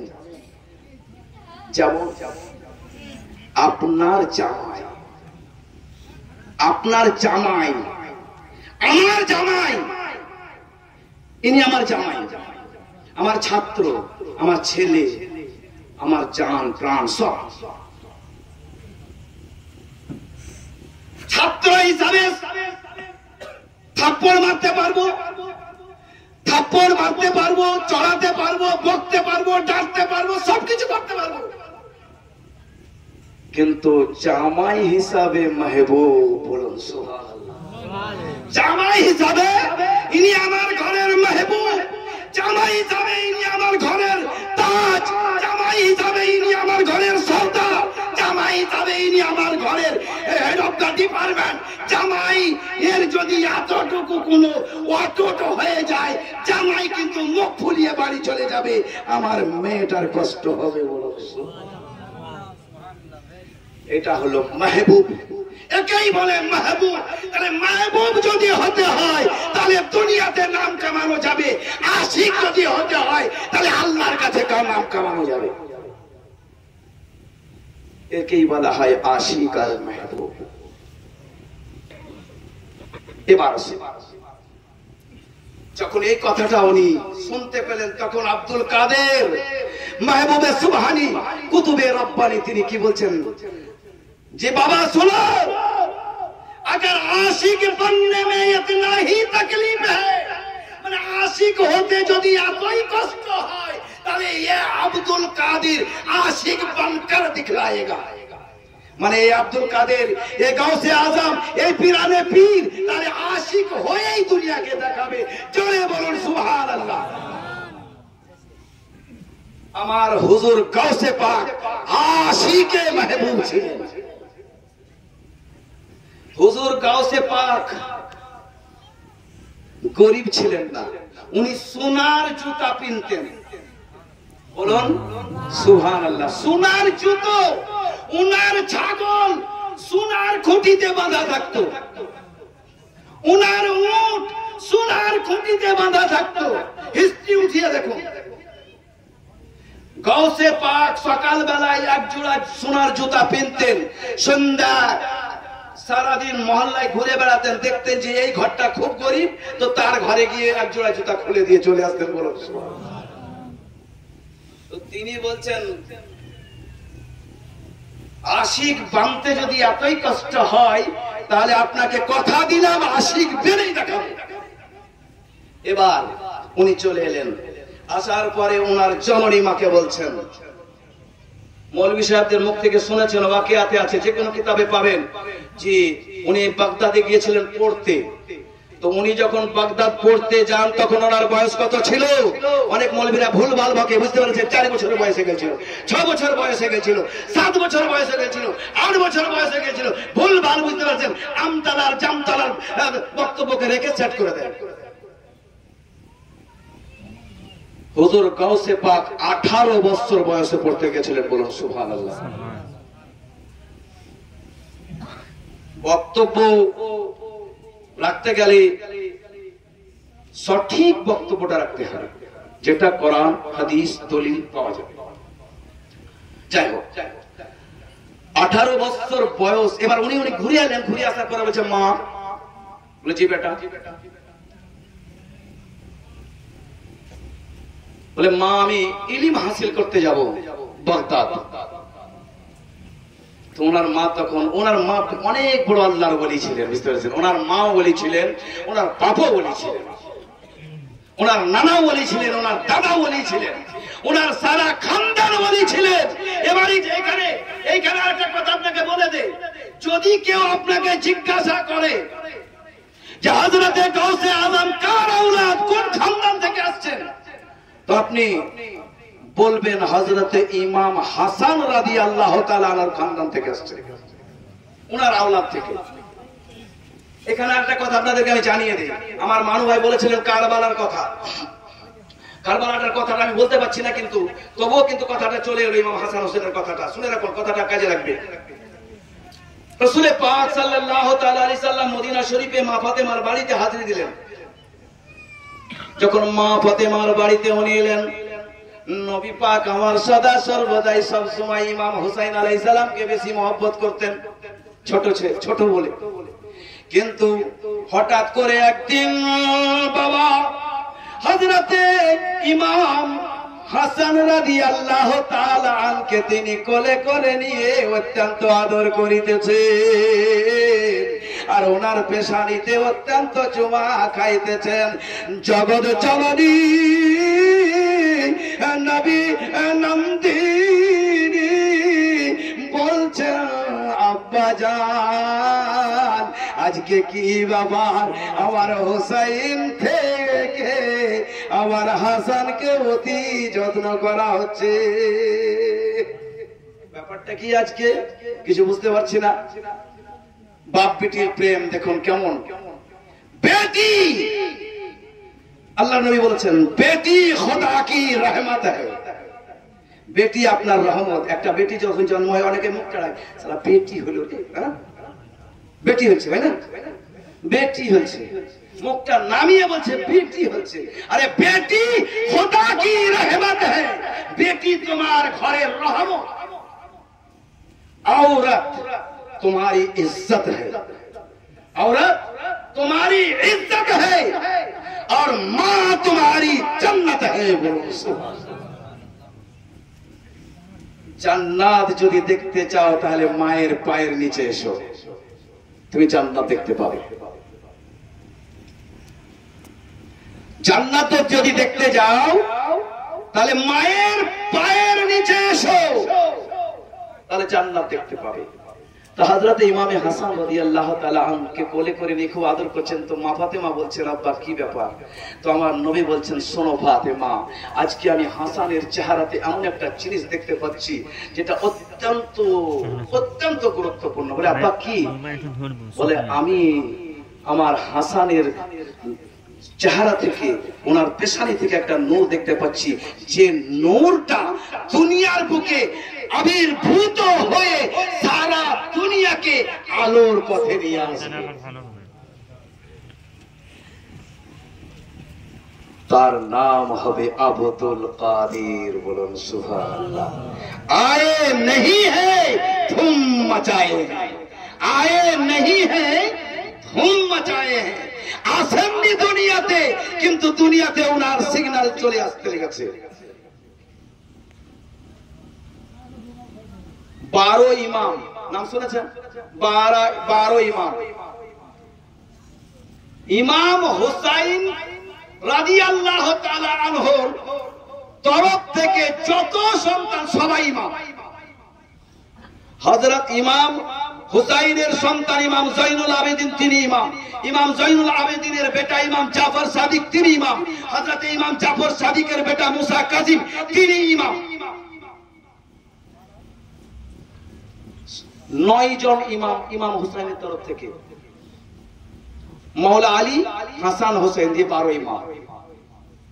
ইমাম হাসান রাদিয়াল্লাহু তাআলা আল্লাহর তরফ আরশের দিকে একদিন লক্ষ্য করে দোয়া করছেন। তো বলছেন, ইয়া আল্লাহ, আমি আমার মায়ের সব থেকে বড় সন্তান, তাহলে আমার তরফ থেকে কোনো ইমাম নাই, সবই তো আমার ছোট ভাইয়ের তরফ থেকে। ইমাম জাফর সাদিক, ইমাম মুসা কাজিম, ইমাম নাকি, ইমাম আলী, ইমাম কাজিম যত আছেন সবাই তো। তো আমার আল্লাহ তাআলা বলছেন, এই ইমাম হাসান, তুমি চিন্তা করিও না, তুমি কাঁদিও না, তুমি যেটা বলছো সেটা তুমি ঠিক বলছো, যে তোমার ভাই ইমাম হোসেনের তরফ থেকে সবাই ইমাম, কিন্তু তোমার তরফ থেকে কেউ ইমাম নাই। তোমার তরফ থেকে একজন ইমাম দুনিয়ার বুকে প্রেরণ করা হচ্ছে, যিনি 9 জন ইমামের কোন জিনার মধ্যে পাওয়া যাবে, তার নাম হলো আব্দুল কাদের। তার নাম হলো আব্দুল কাদের, আর তিনি হবেন তোমার সন্তান। বলুন সুবহানাল্লাহ। হযরতে ইমামে হাসানের তরফ থেকে এসেছেন হযরতে পীরানে পীর দস্তগীর মুহিউদ্দিন আব্দুল কাদের জিলানী। আর খাজা মঈনুদ্দিন চিশতি, ইনি হলেন হযরতে হুসাইনের আওলাদ। বুঝতে পারছেন? ইমাম হুসাইনের আওলাদ হচ্ছেন হযরতে খাজা মঈনুদ্দিন চিশতি। যাই হোক, এবার হযরতে ইমামে হাসান রাদিয়াল্লাহু তাআলা আনহুর আওলাদ হিসাবে দুনিয়াতে আবির্ভূত হলেন পীরানে পীর আব্দুল কাদের জিলানী। এবার উনি বলছেন, মা, আমি বাগদাদে যাব ইলম তলব করতে, ইলম হাসিল করতে। তখন উনি বলছেন, বেটা, আল্লাহ তাআলা তোমাকে দ্বীনের খিদমত করার জন্যই দুনিয়াতে পাঠিয়েছে, আমার খিদমত করার জন্য নয়। বলুন সুবহানাল্লাহ। যাও, তুমি যাও। তো এবার উনি কিন্তু সেই দিনই তৈরি হয়ে গেলেন বাগদাদে যাওয়ার জন্য। বাগদাদে যাবেন, তো উনি বলছেন, বেটা, একেলাই তো যাওয়া সম্ভব নয়, কোনো কাফেলাকে দেখো আগে। তো তখনকার জামানায় কোনো মানুষ একলাই সফর করতে পারতো না, কাফেলার সঙ্গে সফর হতো। এবার কিন্তু হুজুর গাউসে আজম বাগদাদী রহমতুল্লাহ আলাইকে ওনার জননী মা বললেন, কাফেলা দেখো। কাফেলার সঙ্গে ওনাকে পাঠিয়ে দেওয়া হচ্ছে। তো মা কে বলছেন, বেটা আব্দুল কাদের জিম্মা একটা কাফেলা যাবে বাগদাদ। বলে, ঠিক আছে মা, তার বেটা তুমি যাও ওনার সঙ্গে ইলম হাসিল করতে। মা জননী আব্দুল কাদেরকে বিদায় করলেন। বাড়ির দরওয়াজায় মা দাঁড়িয়ে রয়ে গেলেন। বেটা আব্দুল কাদের বার হয়ে চলে গেলেন। এমত অবস্থায় মা জননী আর একবার ডাকলেন, ও আব্দুল কাদের বেটা, আর একবার তুমি আমাকে জীবনের মতো একবার দেখা করে যাও, আর একবার তুমি দেখা করো আমাকে। মার কাছে এলেন। আসার পরে উনি এবার 40টি দেনার 40টি সোনার মুদ্রা, বুঝতে পারছেন তো? 40টি সোনার মুদ্রা মানে তখনকার বাজারে, মানে এখনকার বাজারে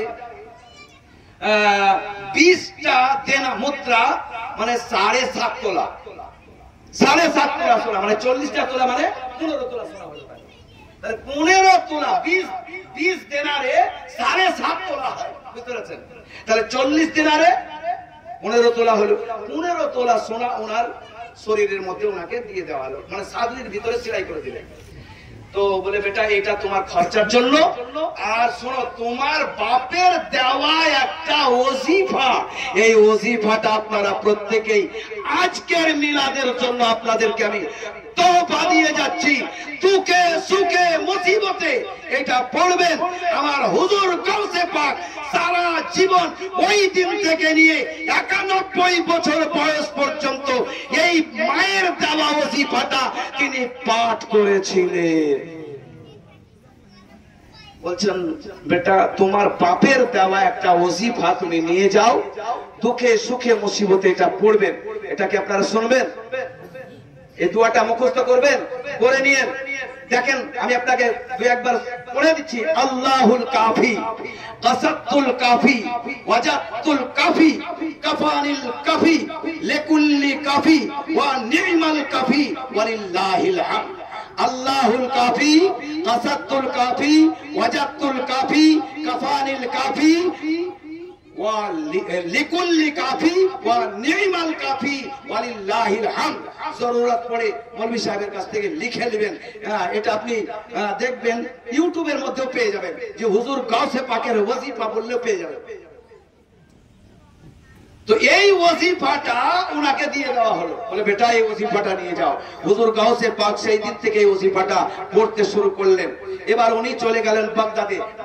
মাঝখানে অনেক ঘটনা আছে বললেন, সেই ঘটনাগুলো বাদ দিলাম। উনি বাগদাদে চলে গেলেন। বাগদাদে গেলেন সেই জায়গাটার নাম কি ছিল? সেই জায়গাটার নাম হলো ইজাজ, সেই মহল্লাটার নাম হলো ইজাজ। আর ওই মহল্লায় একটা মাদ্রাসা ছিল, সেই মাদ্রাসার নাম হলো মাদ্রাসা জামিয়া নিজামিয়া, বুঝতে পারছেন? মাদ্রাসা জামিয়া নিজামিয়া। ওই মাদ্রাসাতে উনি ইলম তলব করলেন। কত বছর? 7 বছর। তাহলে 18 আর 7 কত বছর হলো? কত হলো? 25 বছর। ঘুম আসছে নাকি? 18 বছর থেকে 25 বছর হলো, 7 বছর। 7 বছর পড়লেন। এবার 7 বছর পড়ার পরে হযরত সাঈদ মাকসুমি রাদিয়াল্লাহু তাআলা ওনাকে দস্তার দিলেন। ওনাকে দস্তার দেওয়ার পরে এবার উনি ওনার পীরের কাছে ইজাজত নিলেন। বলে হুজুর আমি কিন্তু ওয়াদা করে এসেছি একজন দরবেশের কাছ থেকে যে আশিক হয়ে দেখাবো। বলেন সুবহানাল্লাহ, আশিক হয়ে দেখাবো। আচ্ছা বলেন তো এই ঘটনা কি আপনারা শুনেছেন কোনদিন? কোন মৌলভীর মুখে শুনেননি। আমি আশা করছি শুনেননি, কারণ আমি বহু পুরাতন কিতাব থেকে এই ঘটনাটা বলছি। বলে আমি আশিক হয়ে দেখাবো। হুজুর গাউসে পাক মাদ্রাসা নিজামিয়া ত্যাগ করে, পড়াশোনা ত্যাগ করে বাবা উনি চলে গেলেন মাদ্রাসা নিজামিয়া থেকে 40 কিলোমিটার দূরে একটা শহর রয়েছে, যে শহরটাকে মাদাইন শহর বলা হয়।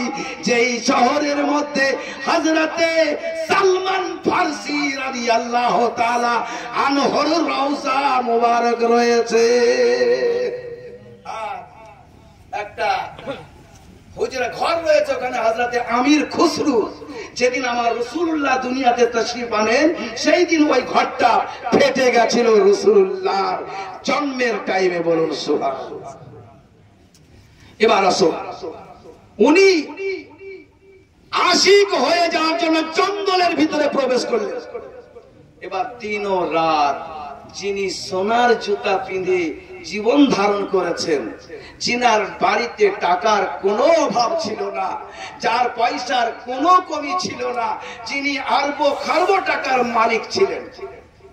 আমার ভাইরা,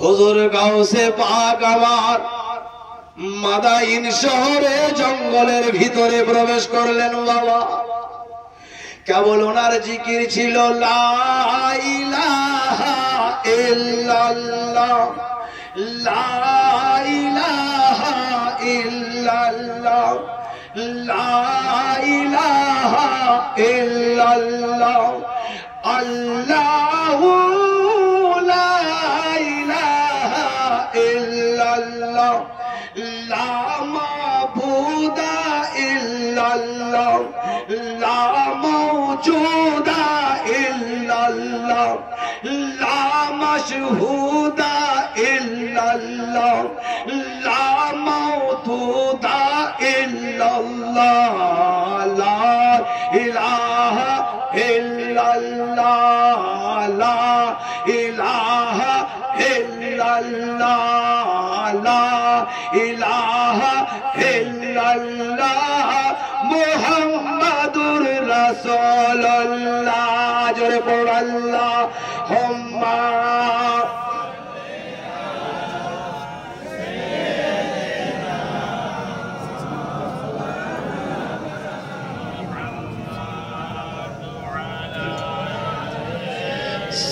সাইয়্যিদানা।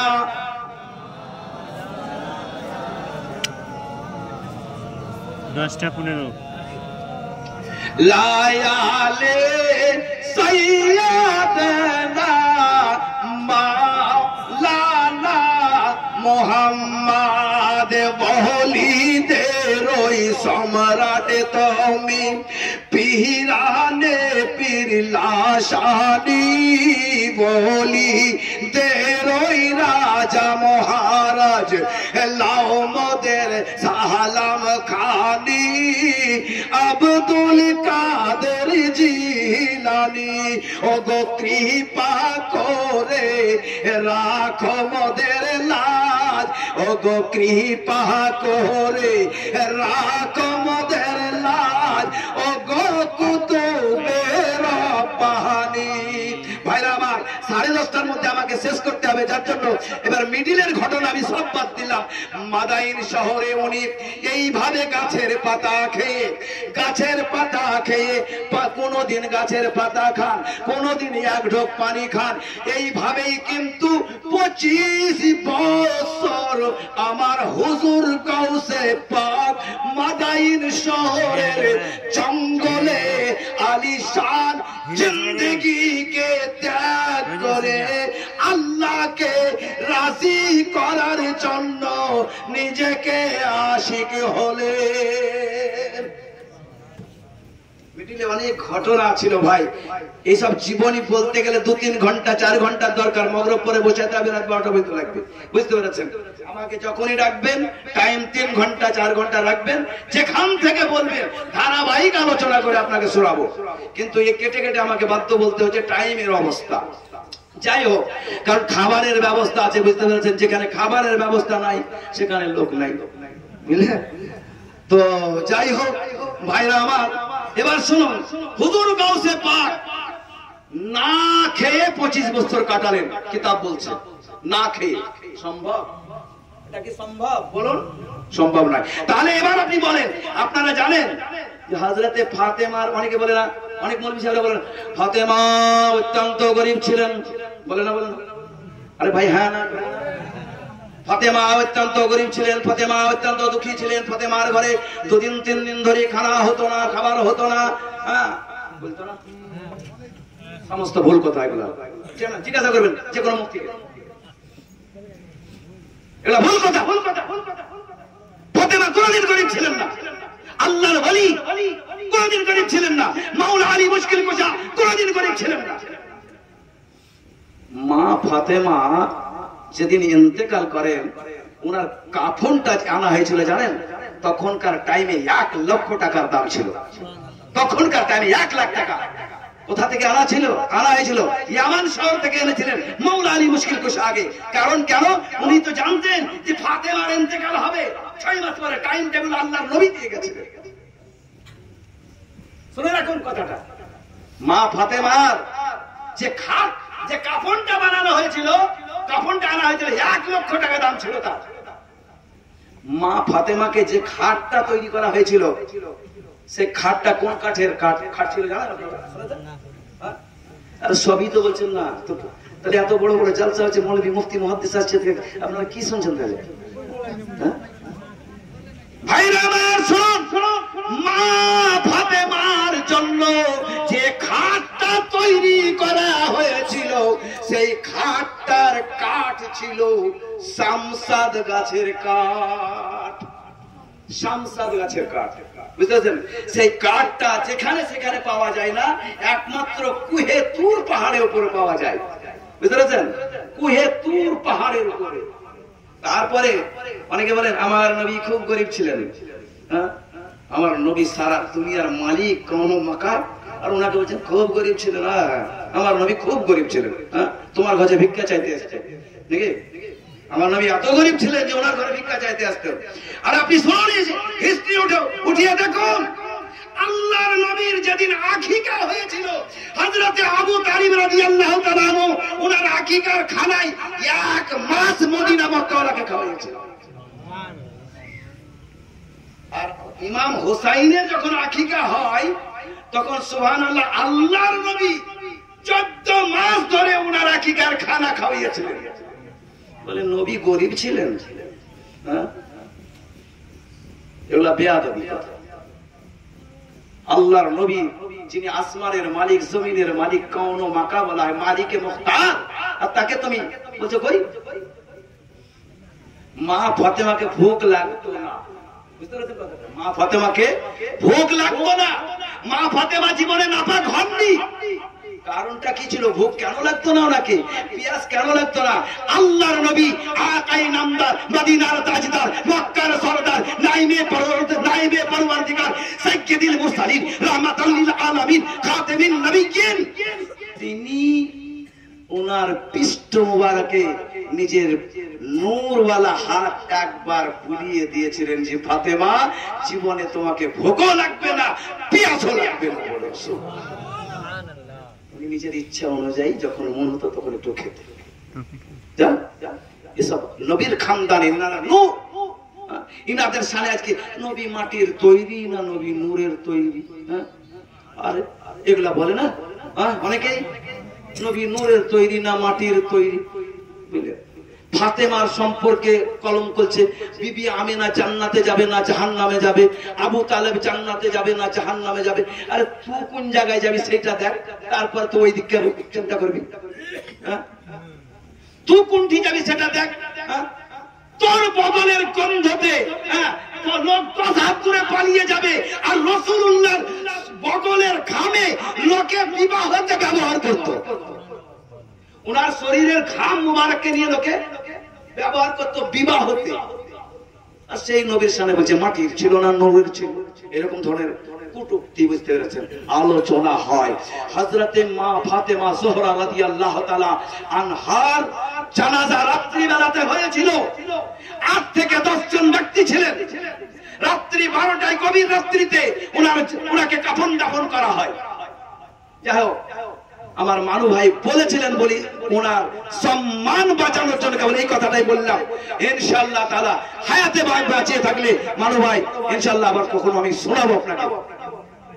ভাইরা আমার, পীরানে পীর দস্তগীর মহিউদ্দিন আব্দুল কাদের জিলানী মাদাইন শহর থেকে, জঙ্গল থেকে যখন 25 বছর তিনি যাবত কাটিয়ে দিলেন, যেদিন ওনার লাশ, বলুন সুবহানাল্লাহ, যেদিন ওনার লাশ একদম শেষ, তিনি কিন্তু একদম বুঝতে পেরেছেন কাহিল। এবার আল্লাহর হুকুম হয়ে গেছে, আব্দুল কাদের তুমি ইমতিহানে পাস করেছো, তোমাকে দস্তার দেওয়া হলো। বলুন সুবহানাল্লাহ। কিন্তু আমার পীর ও মুর্শিদ হুজুর গাউসে পাক, তিনি এত বড় আল্লাহর ওলি, কিতাবে লেখা আছে যে এখানে আপনারা বলুন আমরা গাউস পাকের নাম নিচ্ছি। আমি এখানে এসেছি, এটা আমি আমার ইচ্ছায় আসিনি, আমাকে গাউসে পাক পাঠিয়েছেন, আমাকে গাউসে পাক পাঠিয়েছেন। আপনারা নাম নিচ্ছেন, এমনি নামটা নিতে পারেন না। হুজুর গাউসে পাক বলেছেন ওনার পাক জবানে যে আমার কোন মুরিদ, আমার কোন আশিক যদি এশার নামাজের পরে বা মাগরিবের নামাজের পরে নাম একবার ইয়া গাউস বলে, বা রাত্রি 12টাতেও যদি ইয়া গাউস বলে, তাহলে জেনে রাখো আমি তার নাম নেওয়ার আগে ওই আশিকের নামটা আগেই নিয়ে নিয়েছি। আপনাকে আপনার ইয়াদ করার আগে আপনার গাউস আপনাকে আগে ইয়াদ করেছেন। তারই জন্যই তো কবি বলেছেন, মুসিবতে পড়ে মোরা ও গো ডাকি তোমায় দস্তগীর, ও গো মোহর দেতে ও তারি করো, ও গো মোদের বড় পীর, ও গো নাই তো হলো না বিশ্ব মাঝে,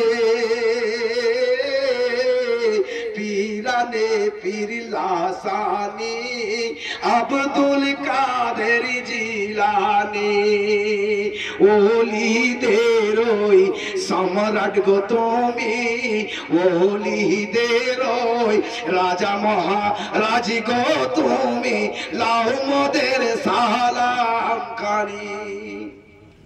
আমার গাউসে পাক বলেছেন আমি যদি না চাই তো খোদা দুনিয়াতে রহমতের বৃষ্টি বর্ষণ করবে না। বলুন এত বড় আল্লাহর ওলির আশিক আমরা, এর জন্য ওয়ান ডে কোন মানুষ পাবেন না যে হুজুর গাউসে পাককে মানে না। ভাইরা আমার, এবার উনি একদম কাহিল অবস্থায়, বুঝতে পেরেছেন, লাটাতে লাটাতে লাটাতে লাটাতে, বুঝতে পেরেছেন, চলে আসছেন মাদাইন শহর থেকে। একটুকু হাঁটতে হাঁটতে, ভাই এতদিন ধরে আল্লাহর হুকুমে উনি বেঁচেছিলেন, বাস ওই গাছের পাতার রস খেয়ে, বুঝতে পেরেছেন, কোন টাইমে হয়তো এক ঢোক পানি খেয়েছেন, বাস আল্লাহর হুকুমে। 25টি বছর সাধারণ কথা নয়, এটাকে বলা হয় ফানা ফিল্লাহ। জগৎটাকে তিনি পার করে এবার শহর থেকে পার হয়ে আসছেন, তো তিনি আর স্থির থাকতে পারছেন না, এত ক্ষুধা এত ভোগ, এবার দুনিয়ারই ক্ষুধা ওনাকে লেগে গেছে, বুঝলেন। তো শহর থেকে মানে জঙ্গল থেকে বার হয়ে চলে আসছে, তো সোনো জিয়া বলে একটা মহল্লা ছিল। কি বললাম? সোনো জিয়া। সোনো জিয়া একটা মহল্লা, সেই মহল্লার কাছে একটা মসজিদ ছিল, বুঝতে পারছেন। সেই মসজিদে গিয়ে উনি মানে ওযু বানালেন, ওযু বানিয়ে নামাজ পড়তে লাগলেন, কোন রকম ভাবে নামাজ পড়তে লাগলেন। তো দেখছেন নামাজ পড়ার পরে 2 রাকাত নামাজ পড়লেন, আল্লাহর কাছে খুব কাঁদছেন, কিন্তু তিনি এত ক্ষুধার্ত তিনি নিজেকে আর বরদাস্ত করতে পারছেন না। তো দেখছেন একজন ব্যক্তি ওই মসজিদের কাছে বসে, বুঝতে পেরেছেন, মানে নিজের পুটলি থেকে রুটি খুলেছেন, বুঝতে পেরেছেন, রুটি আর সবজি উনি মানে খেতে শুরু করেছেন। তো হুজুর গাউসে পাক ওনার দিকে তাকিয়ে দেখছেন উনি লোকমাটা মুখের মধ্যে ভরছেন, আমার গাউসে পাকের মুখ দিয়ে পানি পড়ছে। মানে এত ক্ষুধা লেগেছে। তো ওই দরবেশ উনি ওই ফকির সাহেব যিনি ছিলেন সাইল, তিনি বলছেন, বেটা খাবে তুমি? বলুন সুবহানাল্লাহ। গাউসে পাককে বলছেন, বেটা তুমি খাবে? এত বড় একজন আল্লাহর ওলি, ভুখ একদম পেরেশান। তো গাউসে পাক বলছেন, খাবো। বলে খালে বেটা, না মেরা হয় না তেরা হয়। বলুন সুবহানাল্লাহ। बोले खा ले ना मेरा है ना तेरा है, बोले खेला ना हमारा ना तुम्हारा। बोलो सुभान अल्लाह। अरे तू बोलो हमारो नहीं तुम्हारो नहीं खेला, बुझते पाরছো তো? যে আমারও मेरा भी नहीं है तेरा भी नहीं है। তো হুজুর গাউসে পাক বলছেন এটা আবার কেমন কথা হলো যে খালে मेरा भी नहीं है तेरा भी नहीं है, हमारो नहीं तुम्हारो नहीं खेला। হুজুর গাউসে পাক কাঁদতে শুরু করে দিয়েছেন। বলে আবার কোন ইমতিহানে পড়ে গেল? বলে ये क्या बात है, মানে এটা কি কথা যে আমারও নয় তোমারও নয়? তখন ওই ব্যক্তি বলছেন, বাবা আমি সত্যই বলছি এটা আমার খাবার নয় তোমারও নয়। বলে তাহলে খাবারটা খাওয়ার তো ঠিক হবে না, তাহলে তুমি কার খাবার খাওয়াচ্ছ আমাকে? আমাকে সত্যি কথাটা বলো। তখন তিনি বললেন, বাবা, এই কথাটাই আমার শেষ কথা, বুঝতে পেরেছেন? আজকের এই মাহফিলের এই শেষ কথা এটাই, কারণ আর টাইম নাই। তো বলছে, তেরা ভি নেই হ্যায় মেরা ভি নেই হ্যায়, তার মানেটা কি বাবা? বলেন, বাবা শোনো, আমার বাড়ি হলো জিলান শহর। বলুন শোনো, আমার বাড়ি হলো জিলান শহর। কে বলছেন? ওই যে রুটি খাওয়াচ্ছে, রুটি বলছে আমারও লাই তোমারও লাই, খেলাম। তিনি বলছেন, আমার বাড়ি হলো জিলান শহর। আমি এসেছিলাম এই আইমান শহরে, মাদাইন শহরে একটা কাজের জন্য। তো আমি যখন জিলান শহর থেকে বার হই বাবা, তখন একজন অত্যন্ত নেক, পরেজগার, মুত্তাকি, আল্লাহর ওলি, একজন আহলিয়া, একজন মেয়ে মানুষ, তিনি এত বড় আল্লাহর ওলি যে গোটা জিলান শহরের মানুষ যে কোনো প্রয়োজনে ওনার কাছে যায়। আল্লাহ যদি আসমান থেকে বৃষ্টি বর্ষণ না করে, ওনার কাছে গিয়ে সবাই আমরা যাই, বলি, ওগো উম্মুল খায়ের ফাতেমা, আল্লাহর কাছে দোয়া করো যেন আল্লাহ আসমান থেকে বৃষ্টি বর্ষণ করে। উনি তখন আব্দুল কাদের রাদিয়াল্লাহু তাআলা, তিনি একদম বিলকুল বুঝতে পেরেছেন, ওনার মনটা অত্যন্ত উৎফুল্ল হয়েছে যে সুবহানাল্লাহ, তো আমার মায়ের কথা বলছে। তারপর বলে, বাবা, উনার একটা ছেলে মাদ্রাসা নিজামিয়াতে ইলম হাসিল করতে এসেছিল। আজ থেকে 30 বছর আগেকার কথা বাবা। ওনার মা ওনাকে 40টি দিনার দিয়েছিল। তাই আমার সঙ্গে যখন দেখা হলো ওনার মায়ের, তখন আমাকে জিজ্ঞাসা করলো, বাবা তুমি কোথায় যাবে? বলে, আমি যাব বাগদাদ শহরে। তো বলে, বেটা বাগদাদে যদি যাও, ওইখানে একটা মাদ্রাসা আছে, যে মাদ্রাসাটার নাম হলো মাদ্রাসা জামিয়া নিজামিয়া। ওই মাদ্রাসায় আমার একটা ছেলে থাকে, যার নাম হলো আব্দুল কাদের। তারপর তিনি বললেন, বাবা এই কিছু খরচা আমার ছেলের জন্য নিয়ে যাও। 1000 মুদ্রা উনাকে দেওয়া হয়েছিল। কোন আর একটা কিতাব আমি পড়েছিলাম, সে কিতাবে লিখেছে 1500 মুদ্রা দেওয়া হয়েছিল সেই বাজারে। বলে, বাবা আমার আব্দুল কাদের অত্যন্ত কষ্টের মধ্যে জীবন যাপন করিতেছে, আমি বুঝতে পারছি। তোমার সঙ্গে দেখা হলে আমার আব্দুল কাদেরকে এই পয়সাটা দিয়ে দাও, দিয়ে দিও, ঘুরে বার করিও মাদ্রাসায় গিয়ে আমার আব্দুল কাদেরকে এই পয়সা দিও। বলে, বাবা শোনো, ওই মায়ের কাছে পয়সা নিয়ে আমি বাগদাদে গেলাম নিজামিয়াতে যাওয়ার পরে উনি বললেন উনি এখানে নাই, হয়তো উনি কারবালাতে থাকবেন। কারবালাতে গেলাম, ওখানে যাওয়ার পরে ওনারা বলছেন উনি এসেছিলেন কিন্তু চলে গেছেন, হয়তো উনি মাদাইন শহরের জঙ্গলে থাকবেন। জঙ্গলে গেলাম বাবু, ওনাকে ওখানেও দেখতে পেলাম না। তারপরে বলা হলো যে উনি হয়তো মাদ্রাসায় থাকবেন। আবার আমি মাদ্রাসায় ঘুরে গেলাম বাবা। এইভাবে আমি ঢুনতে ঢুনতে পেরেশান হয়ে গেলাম। কেউ আব্দুল কাদেরের ঠিকানা দিতে পারে না, কেউ আব্দুল কাদেরের তালাশ বুঝতে পারে না,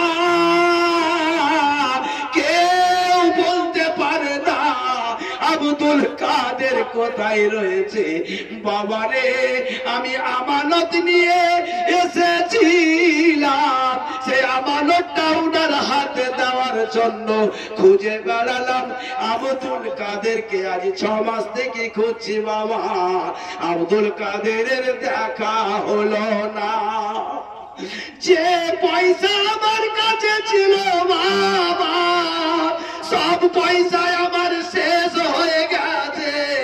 এখন আমি ওই আব্দুল কাদেরের পয়সা খরচা করে রুটি সবজি কিনেছি। তার জন্য বলছি বাবা, মেরা নেই হ্যায় তেরা ভি নেই হ্যায়, আমারও নয় তোমারও নয়, ভোগ লেগেছে তো বাবা খেয়ে নাও। তখন তিনি ঝরঝর করে কেঁদে বলছেন, হুজুর যাকে আপনি খুঁজছেন তিনি হলাম আমি, তিনি হলাম আমি, আমি আব্দুল কাদের। আমার জননী মা উম্মুল খায়ের ফাতেমার আমি একটা সন্তান। আমার একটা ভাই বাড়িতেই রয়েছে। আমার মা বলেছে, বেটা আব্দুল কাদের আশিক না হয়ে জিলানে ঘুরে আসিও না।